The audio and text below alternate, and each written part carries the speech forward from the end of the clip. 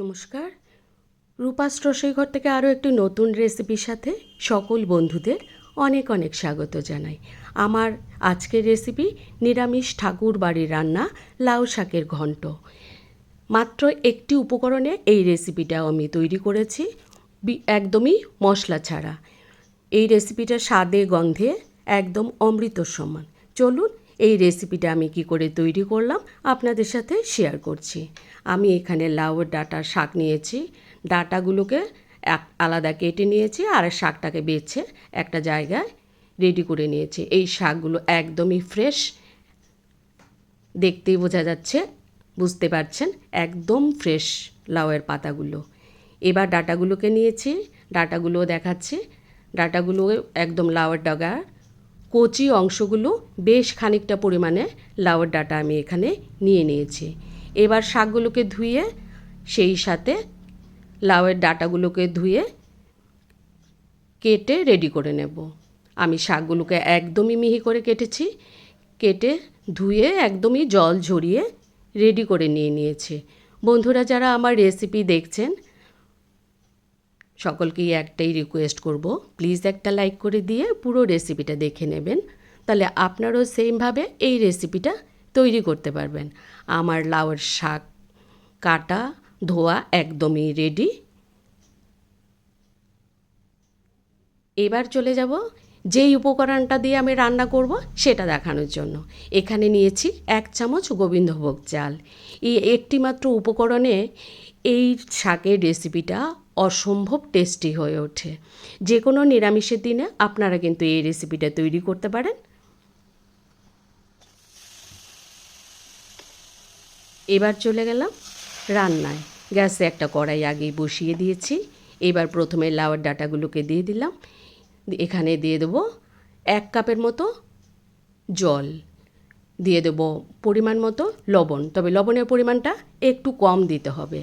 লাউয়ের ডাঁটাগুলিকে নাড়াচাড়া করে ঢাকা চাপা দিয়ে আমি 60% মতো কুক করে নেব।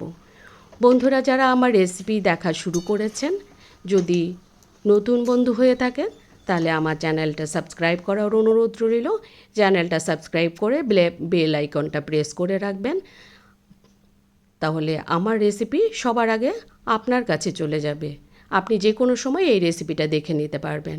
ঢাকাটা তুলে দিয়ে শাক ডাঁটাগুলো কিন্তু 60%-এর মতো কুক হয়ে গেছে। এই পর্যায়ে আমি দিয়ে দিলাম শাকগুলোকে। এবার শাকগুলোকে নাড়াচাড়া করে এখানে দিয়ে দেব পরিমাণ মতো হলুদ গুঁড়ো। এখানে জাস্ট হলুদ গুঁড়ো একটু পরিমাণে দিয়ে দিলাম। এবার নাড়াচাড়া করে ঢাকা চাপা দিয়ে শাক আর ডাঁটাটাকে বেশ সুন্দর করে সেদ্ধ করে নেব। এবার যে গোবিন্দভোগ চালটা নিয়েছি একটা মিক্সিং জারে ঘুরিয়ে নেব। ইচ্ছা করলে শিলপাটাও বেটে নিতে পারেন, তবে একদমই মিহি পেস্ট করা যাবে না, একটু দানা দানা ভাব থাকবে। এই অবস্থায় বাটাটাকে রেডি করতে হবে। দেখুন আমি কিন্তু জল দিয়ে একদম একটু দানা দানা ভাব আছে, এই অবস্থায় বাটাটাকে আমি তৈরি করে নিয়েছি। এদিকে শাকটা কিন্তু আমার ঢাকাটা তুলে দিয়েছি, শাকটা একদমই সেদ্ধ হয়ে গেছে, সেই সাথে ডাঁটাগুলোও একদমই সেদ্ধ হয়ে গেছে। এবার একটা পাত্রে লাউয়ের শাকগুলোকে নামিয়ে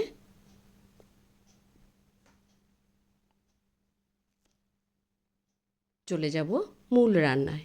এবার প্যান বসিয়ে দিয়েছি, দিয়ে দিলাম 1 চামচের মতো তেল। তেলটা গরম হয়ে গেলে আমি এখানে বেশ খানিকটা শুকনো লঙ্কা ব্যবহার করব, কারণ এই শুকনো লঙ্কার ফ্লেভারটা এই শাকের জন্য মানে খুবই জরুরি। এই শাকটা এখানে আমি একটুও অন্য কাঁচা লঙ্কা ব্যবহার করব না, কারণ শুকনো লঙ্কার একটা সুন্দর ফ্লেভারে এই শাকটাও অপূর্ব টেস্ট হয়ে ওঠে। আমি এখানে বেশ খানিকটা কালো জিরে ফোড়ন দিলাম। কালো জিরের শুকনো লঙ্কার ফ্লেভারটা খুব সুন্দর করে বেরোলে আমি সেদ্ধ করে রাখা লাউ শাকগুলোকে দিয়ে দিলাম। এবার নাড়াচাড়া করে আমি বেশ খানিকক্ষণ একটু রান্না করে নেব।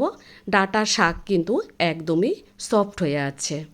বন্ধুরা যারা এরকম করে লাউ ডাঁটা শাক রেসিপি তৈরি করেননি, এই রেসিপিটা ফলো করে অবশ্যই একবার তৈরি করবেন।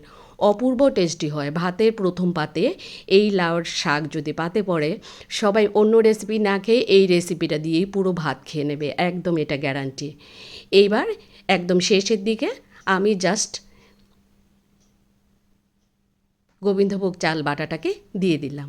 এবার নাড়াচাড়া করে মিডিয়াম টু লো হিটে এটাকে আমি কুক করব, আর ঢাকা কিন্তু একদমই দেব না। এখানে আর ঢাকা দেওয়ার একদমই প্রয়োজন নেই। বাটাটা দিয়ে একদম অনবরত নাড়তে হবে যাতে এটা দলা পাকিয়ে না যায়। এবার খুব সুন্দর করে একটা ভাজা ভাজা ভাব চলে আসলে এই রেসিপিটা নামিয়ে পরিবেশন করে দেব। দেখলেন তো, আর কোনো মশলা কিন্তু আমি এখানে একদম ব্যবহার করিনি। শুকনো লঙ্কা, গোবিন্দভোগ চাল আর কালো জিরের ফোড়নে এই রেসিপিটার ফ্লেভার পুরো ঘর একদম মমো করছে। এই রেসিপিটা নামিয়ে নিচ্ছি, নামিয়ে পরিবেশন করে দেব। ভাতের প্রথম পাতে এরকম একটা লাউ শাকের ঘন্ট রেসিপি যদি পড়ে, মানে সবাই তৃপ্তি করে দুমুঠো ভাত খাবে। বন্ধুরা যারা এখনও তৈরি করেননি অবশ্যই একবার তৈরি করবেন আর ফ্যামিলির সাথে শেয়ার করবেন। আমার রেসিপি ভালো লাগলে অবশ্যই একটা কমেন্টস করে জানাবেন, আর ভালো লাগলে বন্ধুদের সাথে অবশ্যই শেয়ার করবেন যাতে ওনারাও সেমভাবে এই রেসিপিটা তৈরি করতে পারে। যে কোনো নিরামিষের দিনে বা ঠাকুরের ভোগের যারা উপোস করেন বা নিরামিষ খাবেন, এই রেসিপিটা তৈরি করে অবশ্যই একবার ট্রাই করবেন। একটা শুকনো লঙ্কা দিয়ে পরিবেশন করে দিচ্ছি। বন্ধুরা যারা এতক্ষণ আমার রেসিপি দেখছিলেন সকলকে অসংখ্য ধন্যবাদ জানাই, আর পুরনো বন্ধুদের অসংখ্য ভালোবাসা জানাই। আমার রেসিপি ভালো